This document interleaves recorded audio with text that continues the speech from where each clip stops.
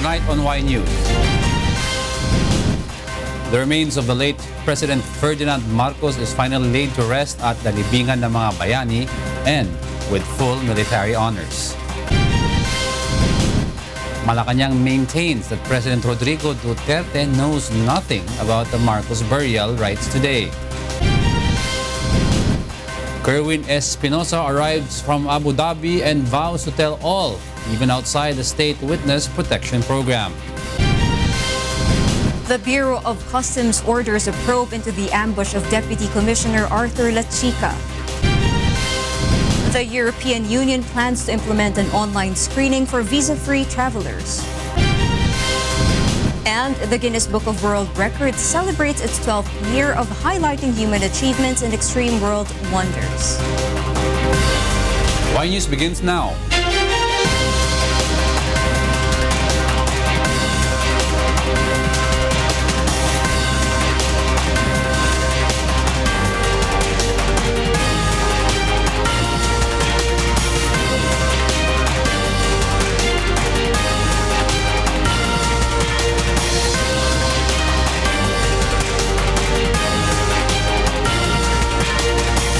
UNTV News and Rescue Command Center.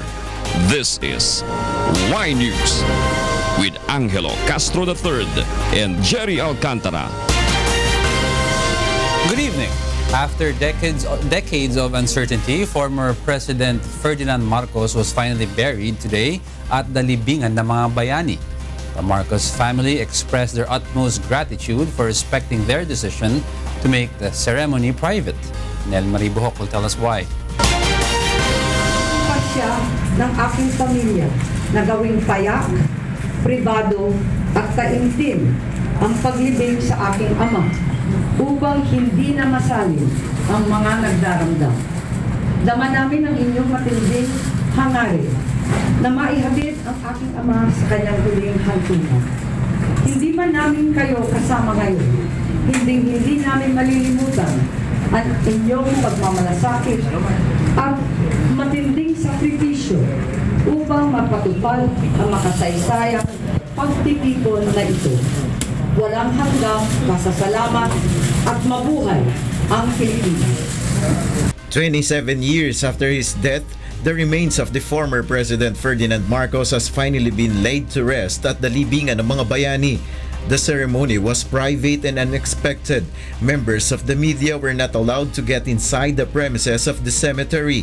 The funeral march started at 11:30 a.m. with former First Lady Imelda and their children Governor Aimee, Irene, and former Senator Bongbong, as well as the Marcos grandchildren were in attendance. Marcos' only living sibling, Fortuna Marcos Barba, was also there. In accordance to tradition, the former president's remains were laid to rest at 12 noon and he was given military honors. Binaba yung from the helicopter, binaba doon sa karwahe, no? Then there was they march it until doon sa kung saan malapit doon sa ililibing, no, doon sa site. And then of course there was a short prayer. After that, sounding of the tops already. Police Chief Superintendent Oscar Albayalde, who headed the task force that ensured the security of the Marcos burial, says they have prepared for the implementation of the security measures around the cemetery, although they have received the advice for the burial only at 5 o'clock in the afternoon yesterday. Well, that's the decision of the Marcos family, no. Hindi natin pwedeng questionin yon. Although the suddenness, actually, alam naman natin na talagang ililibing siya. We just do not know when. Meanwhile, pro and anti-Marcos supporters crossed each other at the main entrance of the cemetery. Marcos loyalist Aling Rosario was emotional at what they had been hoping for finally happened. Isa na po ako doon na natulungan ng mga Marcos. Kasi po nagkaroon kami ng bahay. Na kami maralita lamang. Anti-Marcos rallies were shocked at the unexpected burial as they know that there is a motion that has to be filed first at the Supreme Court. They learned of the burial only on social media. Parang bakit, di ba? Wala, meron pang motion for reconsideration na final sa Supreme Court. Tapos bigla na lang siyang ililibing ngayon. Kaya talagang lahat nagulat lahat. Marcos is the fourth president buried at the Libingan ng mga Bayani. The others were former Presidents Elpidio Quirino, Carlos Garcia, and Diosdado Macapagal. Nel Maribuhok, UNTV News and Rescue, Taguig City. Malacanang denies President Rodrigo Duterte knew about the burial of former President Marcos at the Libingan ng mga Bayani today. Meanwhile, Department of Education is decided on reviewing history books on the Marcos era. Rosalie Cos will tell us why. President Rodrigo Duterte was busy preparing for the APEC summit at Lima, Peru, a reason why he was not aware of the exact day and hour when the remains of former President Ferdinand Marcos would be buried at the Libingan ng mga Bayani. This was the answer of presidential spokesperson Undersecretary Ernesto Abella when asked why the president did not know about the Marcos burial today. This is despite reports that President Duterte mentioned about the event to PNP Chief Director General Ronald Bato de la Rosa yesterday and coordinated with the AFP and PNP on the interment. Then he must know some things. Thank you. But as far as we know, the president was focused on the trip to APEC, for the APEC in Lima, Peru. However, President Duterte remains firm that the government has followed the rule of law with regards to burying the remains of former President Marcos at last at the Heroes Cemetery.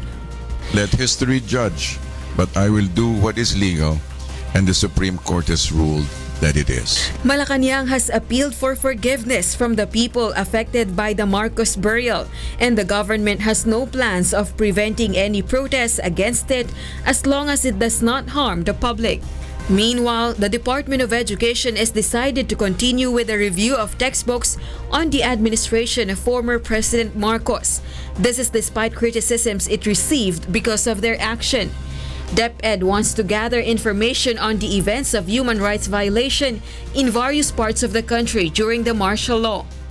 We should not only concentrate on the happenings in Luzon, because even these accounts are not complete. Those who suffered and those who were displaced are not only the organized groups. The Secretary also said the information that will be gathered will be used in teaching young learners about promoting human rights, nationalism, and the history of the country. Rosalie Cos, UNTV News and Rescue, Malacanang. The petitioners in Marcos burial cases want the Marcoses cited in contempt of court following the surreptitious burial of the late president's remains at the Libingan ng mga Bayani today. Roderick Mendoza will tell us why. Petitioners in Marcos burial cases are filing a motion on Monday to ask the Supreme Court to cite the Marcoses in contempt for the surreptitious burial of Marcos remains at the Libingan ng mga Bayani. Bayan Muna Party List Congressman Carlos Zarate explains the decision allowing Marcos burial is not yet final and they still have 15 days to appeal. Hindi lang contempt sa korte, contempt din ito sa mamamayang Pilipino. No? Sa uli-uli ang sandali, ninakaw pa rin nila ang karapatan, halimbawa na mga petitioners sa kaso sa Korte Suprema na maghain ng isang motion for reconsideration. No?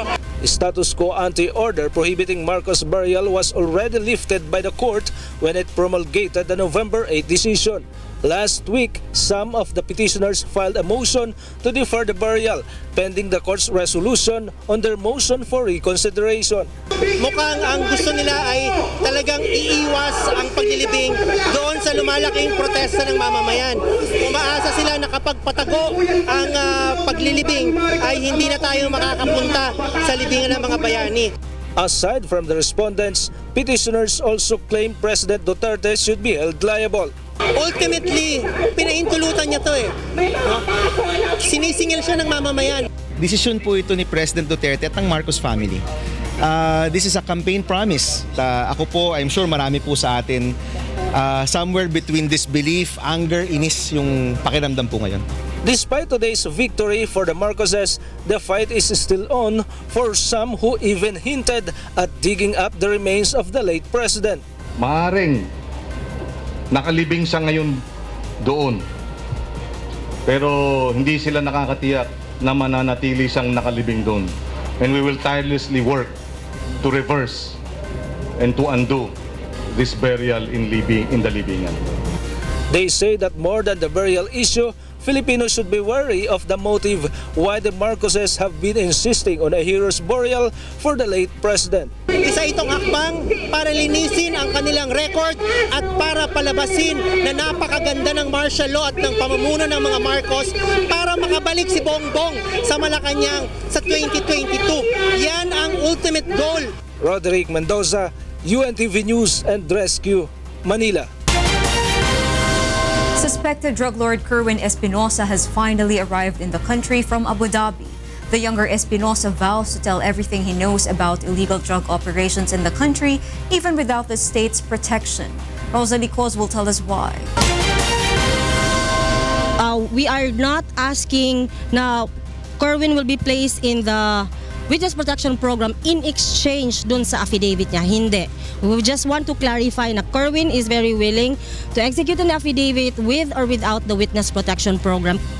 Suspected Eastern Visayas drug lord Kerwin Espinosa's legal counsel attorney Lani Villarina confirms that the young Espinosa is ready to divulge everything he knows about the illegal drug trade, including the names of suppliers, distributors, politicians, and even his protectors. Kerwin promises to do so even though his application to undergo the Witness Protection Program will not be approved.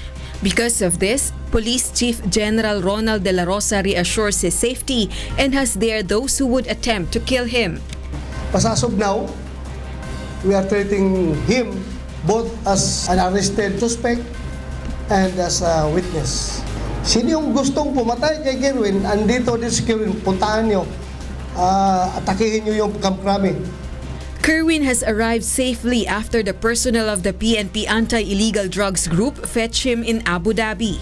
Kerwin asserted that he did not leave the country through the back door since he was not facing charges at that time. He was able to easily enter NAIA and go to Kuala Lumpur, to Phuket, to Bangkok, then Hong Kong to UAE. Kaya ako umalis sa bansa dahil nakita ko yung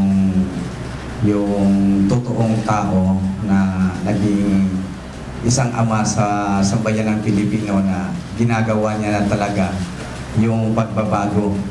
Sineryoso niya yung mga sa kriminalidad, lalo na sa droga. Kaya ako ay lumayas na sa bansa natin kasi takot na ako. The PNP also granted Kerwin's request to talk to Senator Manny Pacquiao. His lawyer says Pacquiao is the only senator he trusts. Kerwin gave no names of personalities involved in illegal drugs trade to Pacquiao. He just put it all in his affidavit that an AIDG lawyer retrieved at 2 p.m. earlier. Rosalie Cos, UNTV News and Rescue, Quezon City. Security preparations and the turnover of Kerwin Espinosa has been smooth and in accordance with the protocol. Jun Soriao tells us why.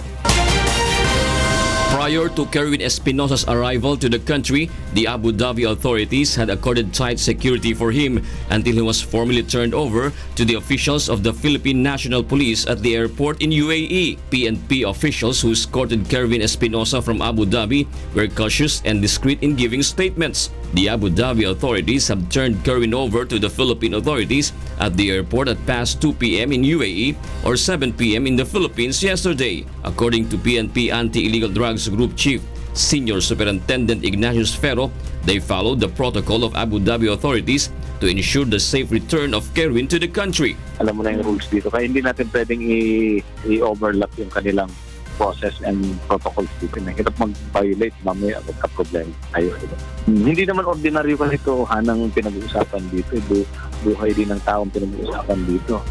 Thus, Kerwin felt safe as he arrived in the country this morning. Ngayon, wala na akong takot sa pulis. Nakita ko yung kanilang pag-safety sa akin mula pagkuha nila doon sa Abu Dhabi hanggang dito sa Krami. Napil ko yung safety ko na. We are very grateful to General De La Rosa and to the AIDG for the security preparations that they have made dun sa pagdating ni Kerwin until hanggang dito po sa Krami. At present, Kerwin remains under the custody of the PNP Anti-Illegal Drugs Group while acquiring his affidavit is being processed. Jun Suriao, UNTV News and Rescue, Quezon City. Kerwin Espinosa is set to appear before the Senate inquiry next week for the continuation of the hearing on the killing of his father, Albuera Leyte Mayor Rolando Espinosa Sr. Joyce Balancho will tell us why. Now that alleged Eastern Visayas big-time drug lord Kerwin Espinosa has returned to the country, the Senate is now ready to resume its hearing on the slay of his father, Albuera Leyte Mayor Rolando Espinosa Sr. Espinosa Sr. was killed during an alleged shootout with the members of PNP CIDG while authorities were serving a search warrant on November 4, according to Senator Panfilo Lacson, who heads the Committee on Public Order and Dangerous Drugs. The younger Espinosa will appear before the hearing on Wednesday next week. He says Kerwin's statements are necessary to corroborate the names of personalities and even a senator who were tagged by his father as protector of drug syndicates. Direct from the horse's mouth, lahat ng allegation lumabas di umano sa Blue Book, siya lang pwede magpatunay. Of course, kailangan corroborate niya rin ng ibang ebidensya. However, Senator Panfilo Lacson cannot tell if Kerwin can be turned into a state witness in exchange for his testimony. Judge ang nagsasabi na okay siya pwede discharge. At saka may mga patakaran. Dapat hindi most guilty, tapos material yung kanyang sasabihin na sa kaso, no, na pwede makatulong talaga. Aside from Kerwin, members of the Philippine National Police who were also involved in the case will attend the hearing.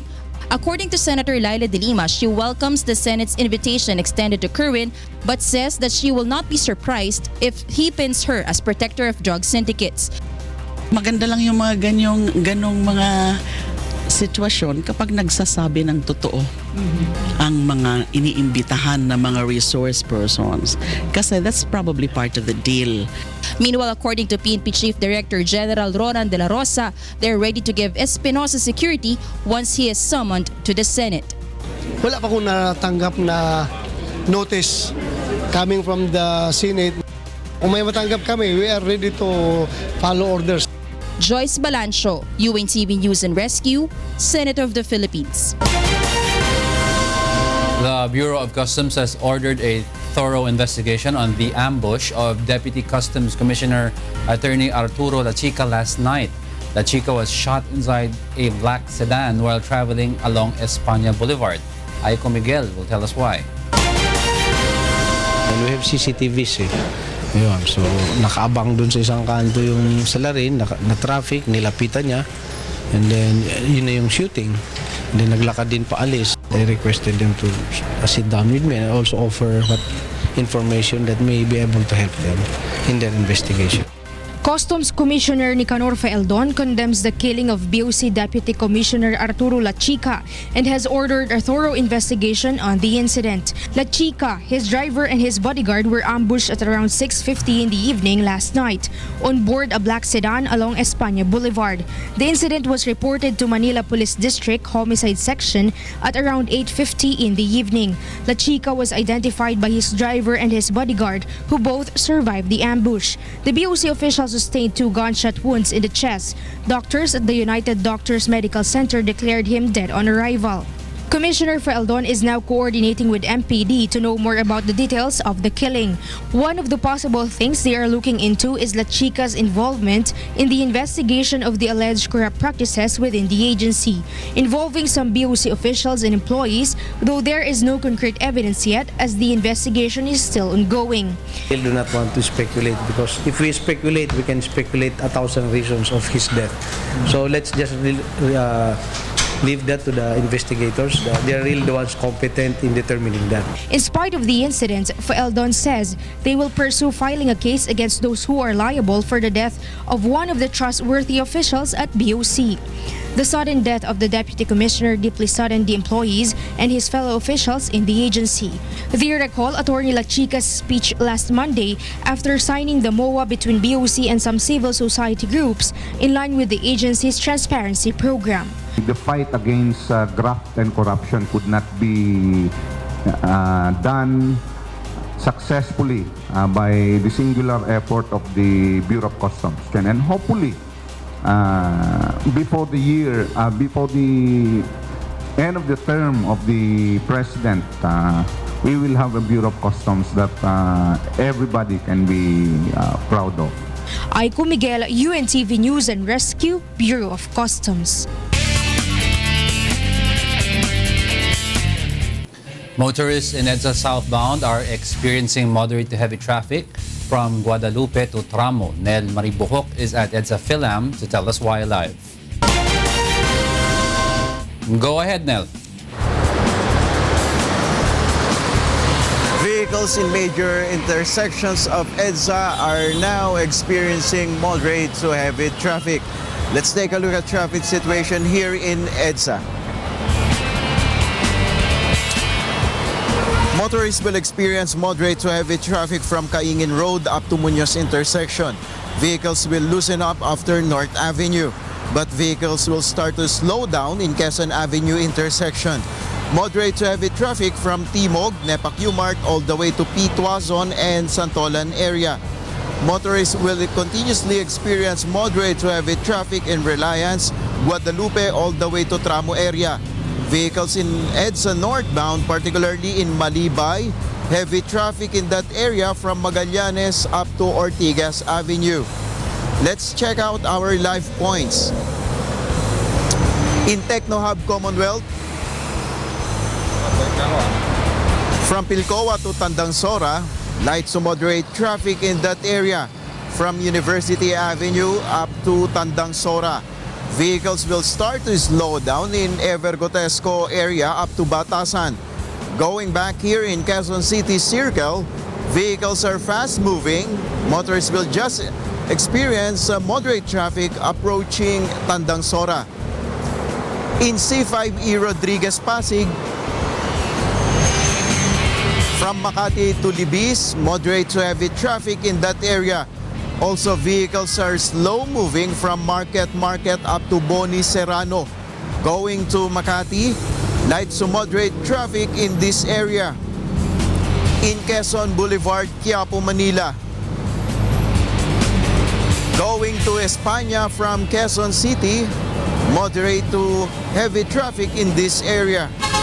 Also, slow moving in Sergeant Esguerra intersection up to Scout Borromeo. Meanwhile, moderate to heavy traffic in Timog intersection. Going to Loton, light traffic situation in that area. In Monumento MacArthur Highway, going to Marulas, Malintab, Valenzuela, vehicles are fast moving. Also going to EDSA and Recto Avenue, light traffic situation in that area. And that is our traffic update here in EDSA. Diego. Thank you, Nel Maribuhok, reporting live from EDSA Philam. Next in Y News. A human rights activist files charges of financing terrorism against Senator Laila de Lima today. And President Rodrigo Duterte is set to meet Chinese President Xi Jinping and Russian President Vladimir Putin tomorrow on the sideline of the APEC summit in Peru. Y News will be right back.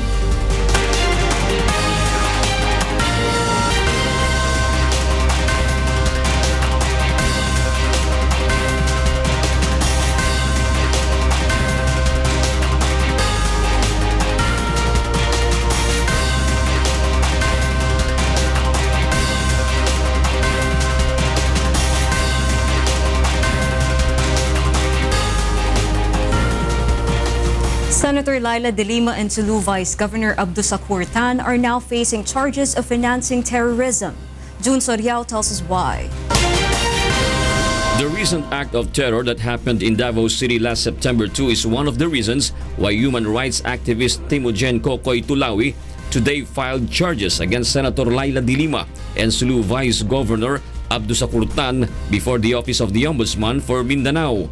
Tulawi is accusing Tan and de Lima of violating Republic Act 10168 or the act defining the crime of financing of terrorism. The complainant states that Tan initially promised 3 members of the Abu Sayyaf, namely Mohammed Salih Said, Jul Ahmad Ahadi, and Robin Sahial, freedom from detention in exchange for their help to pin down Tulawi in a case filed by Tan. Para idiin ako, naghahanap sila ng mga tao mapapagsabi na sila yung gumawa ng mga ganito at ako yung tuturo na mastermind sa bombing, pati sa mga kidnapping. Hinarap ko man lahat yun sa korte. at napatunayan na wala naman pala tayong kasalanan. Tulawi says with De Lima's help, the ASG members were made to appear as victims of mistaken identity and were able to get freedom in 2013. De Lima was still Justice Secretary during that time, and she is also the former election lawyer of TAN. Of course, financial na tulong dahil nilagay nila sa WPP. So may shelter and financial aid.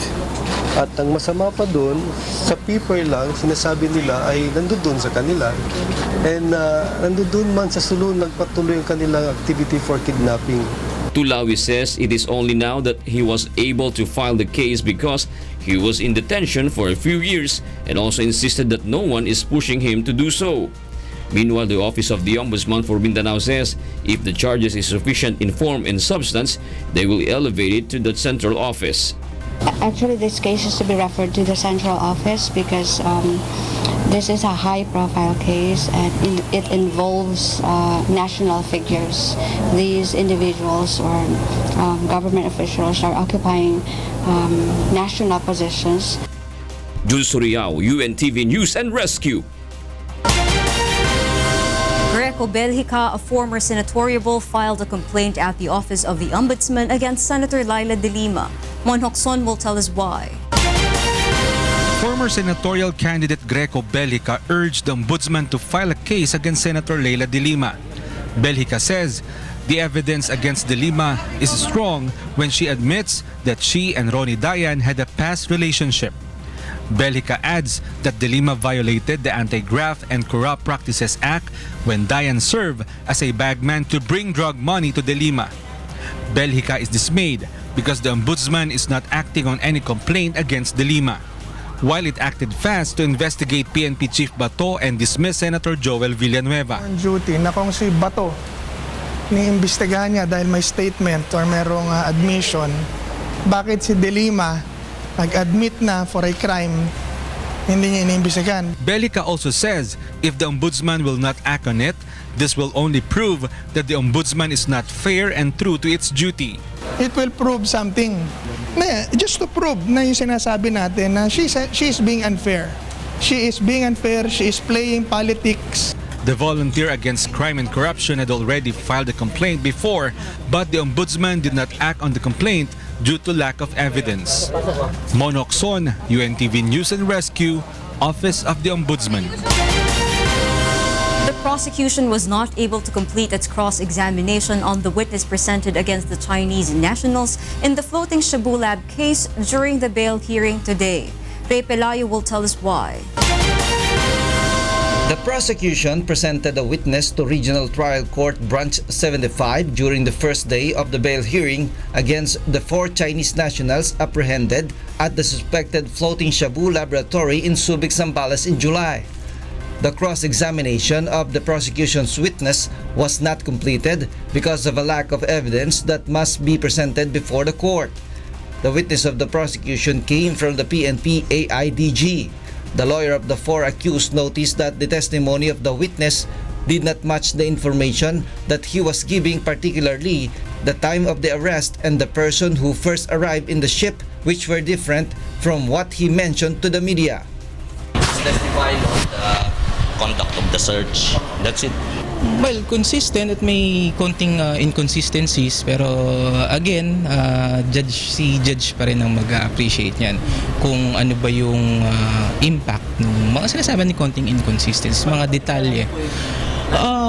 Sabi nating oras, may kasi sa oras, kung sino yung unang dumating sa barko, mga ganun. The next bail hearing is set on November 25, where there will set an ocular of the fishing vessel. The Department of Justice filed a case on July 13 against 42-year-old Win Fai Lo, 49-year-old Shu Fong Yung, 47-year-old Kam Wak Kwok, and 29-year-old Kwok Tung Chan because of violating Section 11 and 8 of Republic Act 9165 or the Comprehensive Dangerous Drug Act of 2002.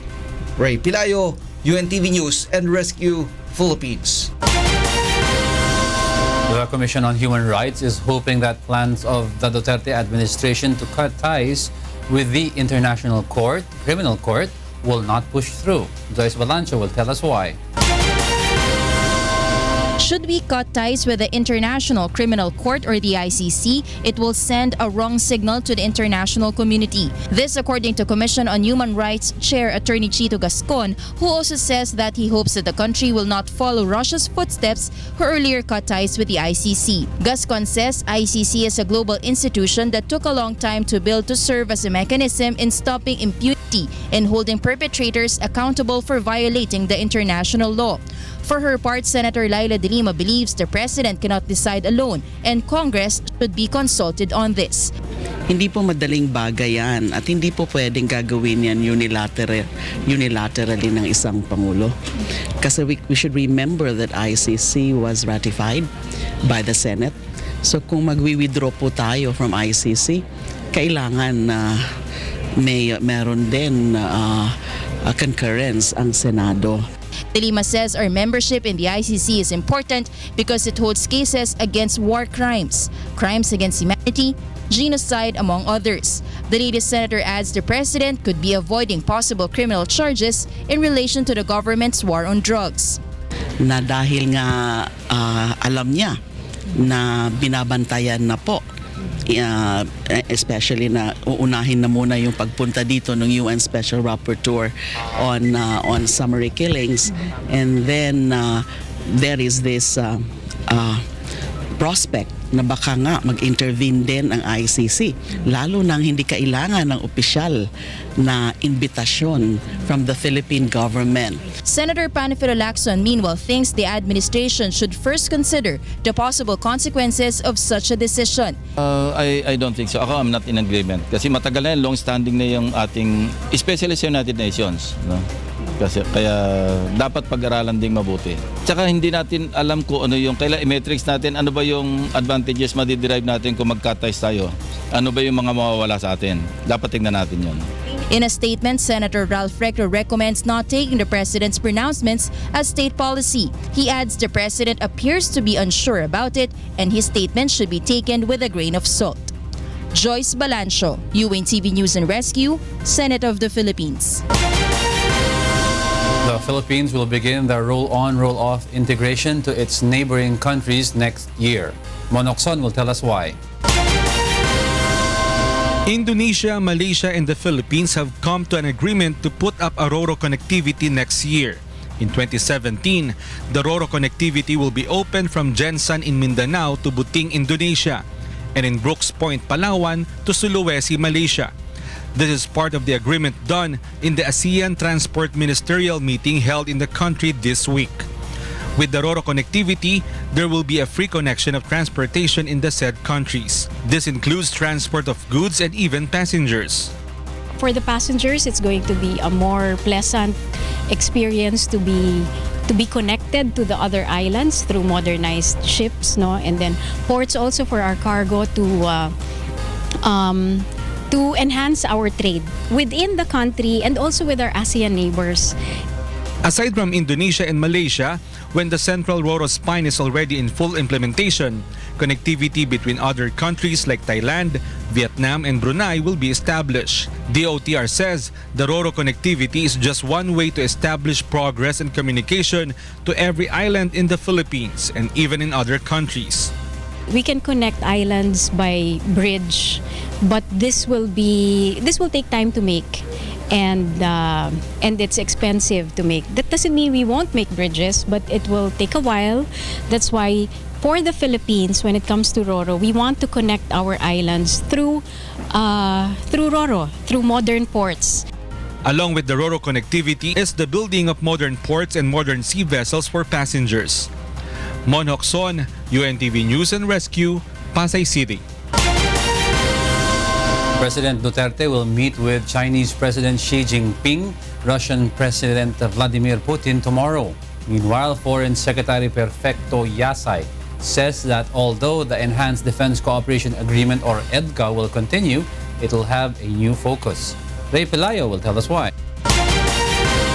Foreign Affairs Secretary Perfecto Yasay met with U.S. State Department Secretary John Kerry on the sidelines of the APEC Summit in Lima, Peru today. During the meeting, Kerry assured Yasay that the United States will continue to support the Philippines to further strengthen its campaign against terrorism. The Philippines and U.S. agreed to continue mutual cooperation under the Enhanced Defense Cooperation Agreement or EDCA, though the two countries will focus more on curbing corruption, disaster mitigation, and rapid disaster response instead of joint military exercises. The 2016 APEC summit will formally open tomorrow, and President Rodrigo Duterte is expected to attend 2 or 4 bilateral meetings, including a meeting with Chinese President Xi Jinping and Russian President Vladimir Putin tomorrow on the sidelines of the APEC summit in Peru. The president aims to introduce a country that is open for business and promote Philippine small, medium enterprises. U.S. President Barack Obama will also attend the summit, his last attendance as the U.S. head of state. Meanwhile, security has already been heightened within the venue's premises ahead of the arrival of the world leaders.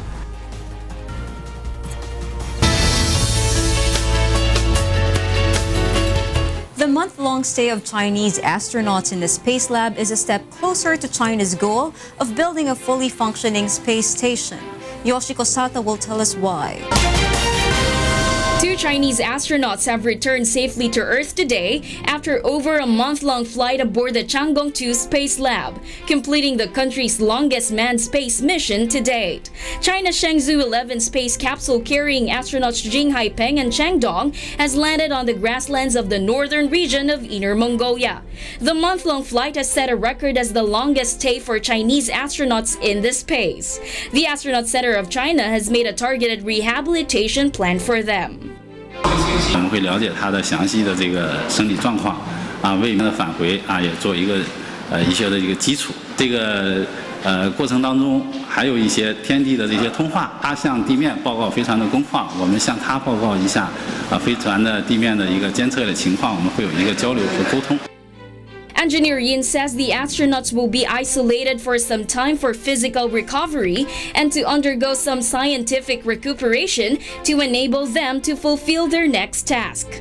Chang'e 2 Space Lab, which remains in its orbit, has been launched as part of China's plan for a permanent manned space station in 2022, as the current in-service International Space Station retires by 2024. Advancing China's space program is a priority for Beijing as President Xi Jinping calls for the country to establish itself as a space power. Yoshiko Sata, UNTV News and Rescue, Philippines. NBA superstar LeBron James shows how he admires sports icon Muhammad Ali. Meanwhile, more 2008 Olympians have been stripped of their medals. Aaron Romero tells us why. 10 more athletes, mostly weightlifters and wrestlers, have been stripped of the medals they won at the 2008 Beijing Olympics after failing doping tests in retesting of samples, the International Olympic Committee said on Thursday. The athletes included silver medalists Kazan Baroev in the men's 96 to 120 kilo Greco-Roman wrestling, Vitaly Rahimov in the men's 55 to 60 kilo Greco-Roman wrestling, and Irina Nekrazova in the women's 63 kilo weightlifting. Bronze medalist in weightlifting Russian Kazimura Akaev and Kazakhstan's Maria Grabovetskaya, among others.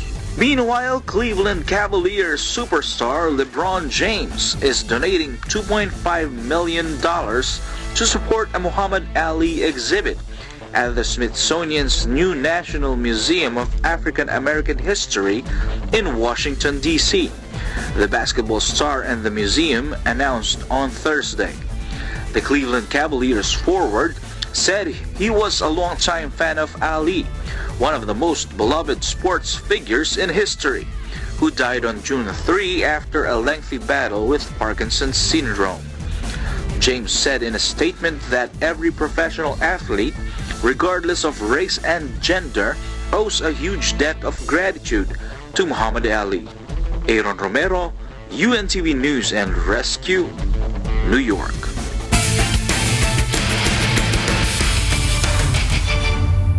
Another triple header is expected to bring tremors to the UNTV Cup hard court this Sunday. Bernard Dadis will tell us why. Thanks, Marcel. Prepare for a thrilling triple header on the UNTV Cup hardcourt this Sunday live at the Pasig City Sports Center. In the first game at 2 p.m., the NHA Builders will attempt to hammer Group B top team BOC Transformers in a bid for a seat at the second round eliminations. In the second game at 3:30 p.m., the dynamic MMDA Black Wolves will try clawing away the Malacanang Kamaos pristine 4-0 win-loss record to secure a ticket to the next round. The Black Wolves now have won 2 games and lost 2 as well. They therefore need to win their remaining games to continue their campaign towards the championship this season. And in the main game, 2-time champion Judiciary Magis will try to dominate 3-time runner-up PNP Responders to belong to the 8 teams advancing to the next round. Judiciary Magis Guard Court Administrator Midas Marquez says his team members have gelled up. That is why their performance has improved. So, binibigyan naman natin ng pagkakataon lahat ng mga players para makapag-contribute. No? Even former PBA player Chester Tolomia of the Magis is preparing for a neck-and-neck battle against the Responders. Hindi kami pwede mag-relax dito kasi lahat yung 2 games namin, lahat yung mga malalakas na team din. Kailangan talaga namin mag-practice din, talagang iyan na namin nila, i-workout namin yung mga pagkukulang namin para sa next game namin, prepare namin sa PNP. Which team will emerge victorious after this triple header? Find out this Sunday only at the League of Public Servants. Bernard Dadis for the UNTV Cup Season 5. Coming up, the European Union plans online screening for visa-free travelers. The Guinness Book of World Records celebrates its 12th year of highlighting human achievements and extreme world wonders. More from Y News after this break.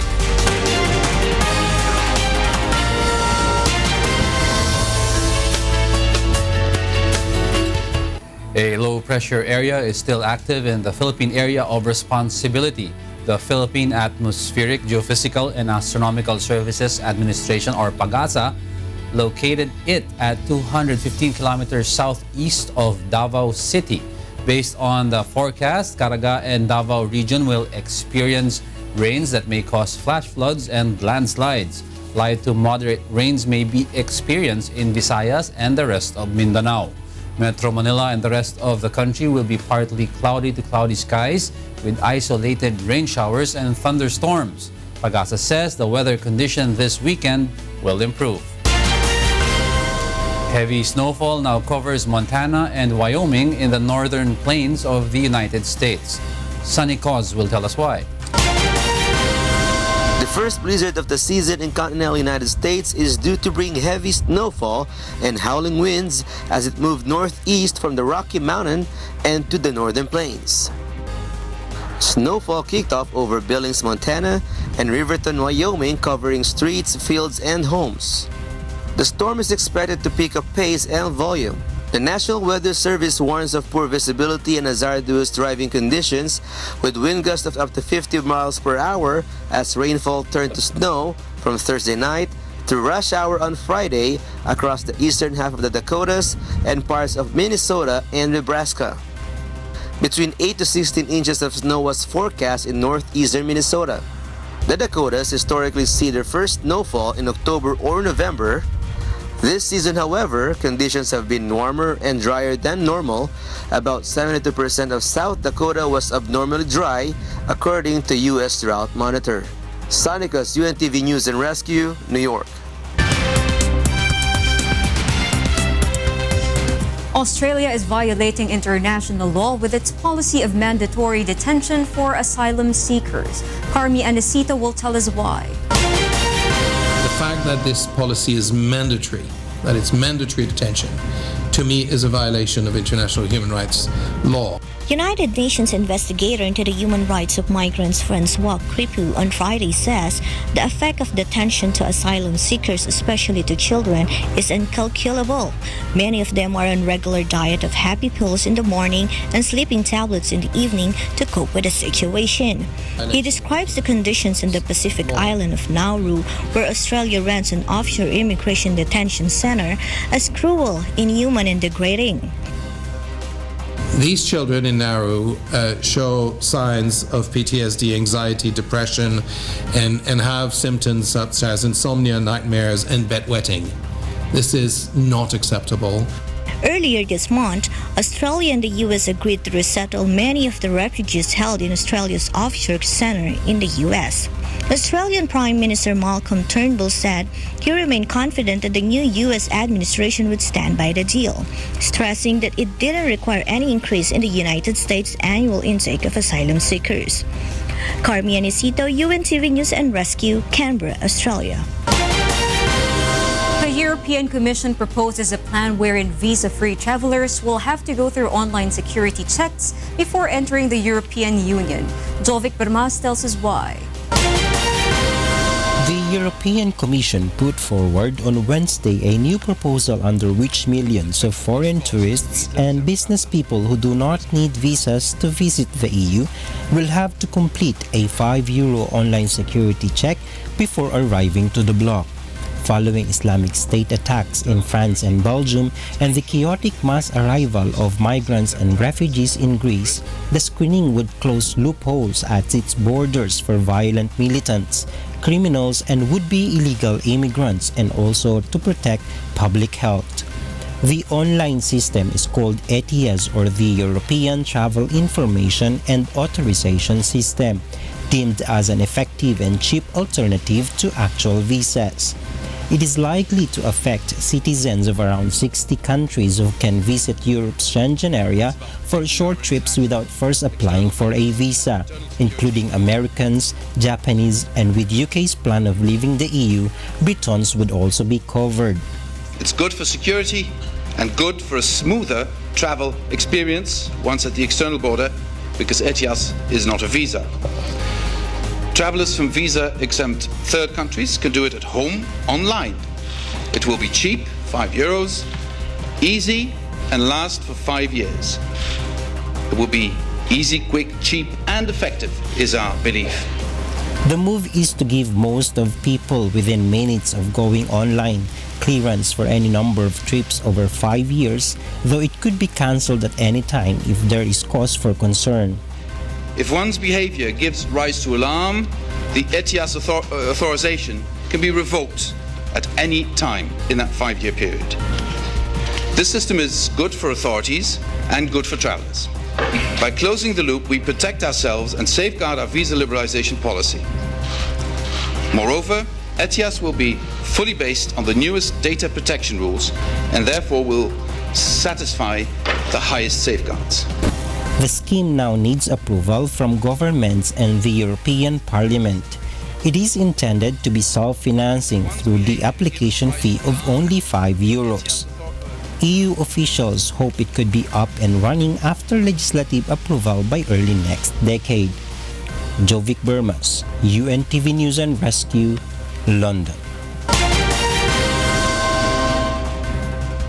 In 2016 could be more than expected, according to Foreign Minister Jean-Marc Ayrault. June Garin will tell us why. France's Foreign Minister Jean-Marc Ayrault has reported on Thursday that the decline in numbers of foreign visitors to France in 2016 after last year's attacks could be less severe than previously thought. Plagued by a string of terror attacks, floodings, and protests, the numbers of foreign visitors to France this year had dropped by 8% at the end of October, as it expects more than 80 million tourists this year, following 85 million who traveled to the country in 2015. Nous avons eu à faire face en 2013, après une année exceptionnelle en 2015, à des difficultés qu'il ne faut pas négliger, liées à la situation sécuritaire, en particulier les attentats, les intempéries, des mouvements sociaux, toute une série d'éléments qui ont fait que l'année 2016, même si il faut la regarder avec beaucoup d'attention, doit exiger de nous une mobilisation encore plus forte pour répondre à toutes les attentes de ceux qui veulent visiter notre pays ou qui visitent notre pays. Visitors to Paris' iconic Eiffel Tower on Thursday say that the attacks did not deter them from traveling to the French capital. Paris is a very large city and a lot of tourists here. So wherever you go in the world, you'll see these kind of small issues over there. So overall, yes, we feel very safe here. It's a dream to be here, actually. Yeah. So there's nothing concerned about what is happening recently. France's decline in tourists is more limited to the French coast, which saw a drop of 7% in spite of the July 14 Nice attacks that left 86 people dead. The foreign ministry said those working in hospitality in the Provence-Alpes-Côte d'Azur region had attracted tourists by cutting prices. Gerry, UNTV News and Rescue, Paris, France. South Korea has confirmed today the country's first outbreaks of the highly pathogenic H5N6 bird flu virus at 2 poultry farms. The Agriculture Ministry says the outbreaks occurred at the farms in the central and southern parts of the country following reports last week that the H5N6 strain of the virus had been found in the feces of migratory birds. The ministry adds that just over 62,000 birds had been culled to prevent the spread of the virus and that it had issued a movement control order within a radius of 10 kilometers around the farms. There are no indications the virus has spread more widely. South Korea's last bird flu outbreak occurred in March when a different strain of the virus was detected at a duck farm, leading to the slaughter of at least 11,000 birds.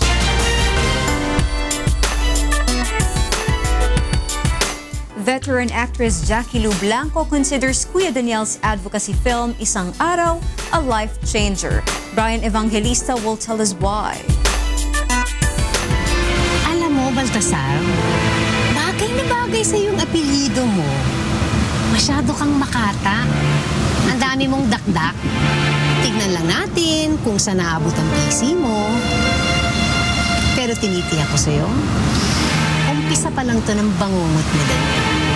Veteran actress Miss Jackie Lou Blanco is delighted that Isang Araw the Movie Part 2 has a third installment, saying that the advocacy film has become an instrument in enlightening those who are going astray. I don't think it's ever enough. Hindi mo pwedeng sabihin, sige, titigil na ako sa quest ko to do a film or whether it's an advocacy film. Kasi ang dami pa rin lost souls, di ba? She admires Kuya Daniel's determination in imparting to society a movie that gives hope and inspiration. That's the difference, really, with doing an advocacy film. And it's nice that we have somebody like Kuya Daniel na hindi tumitigil. The actress is also thankful for another opportunity to be included in the movie because she is certain that with the help of God, this will go far and contribute goodness to the viewers. Naluloka lang ako sa nangyayari sa character ko, pero it's very interesting what will happen and sana we can touch more people, we can touch more lives.